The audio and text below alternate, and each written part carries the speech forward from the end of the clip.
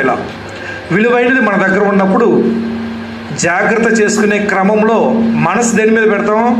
ఆ వస్తువు మీద ఎక్కువగా పెట్టి మ్యాక్సిమం దాన్ని కాపాడుకోవటం కోసం రాత్రి పగళ్ళు ప్రయత్నిస్తాం మెలకువగా ఉండటానికి. చిన్న చప్పుడైతే లేచి కూర్చుంటాం. ఇంట్లో ఏం లేవనుకో విలువైనవి, ప్రశాంతంగా నిద్రపోతారు. ఇంటి నిండా విలువైన వస్తువులు ఉన్నాయి అనుకోండి, నిద్రపోతారా ప్రశాంతంగా? కాదు. చిన్న ఏదైనా పిల్లి వచ్చి సౌండ్ చేసినా ఇంకెవరో వచ్చారని చెప్పి మంచి నిద్రలో ఉన్న లేచి కూర్చుంటారు.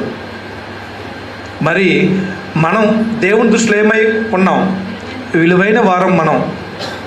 విలువైన దేవుని బిడ్డలను సాతానుడు మృంగటానికి ప్రయత్నం చేస్తున్నాడు, గర్జిస్తున్నాడు. మన ఆత్మీయ జీవితాన్ని నాశనం చేయటానికి, నిత్య జీవానికి అపాత్రులుగా చేయటానికి, నిత్య నాశనానికి తనతో పాటు తీసుకెళ్ళటానికి సాతానుడు ఛాయాశక్తుల కృషి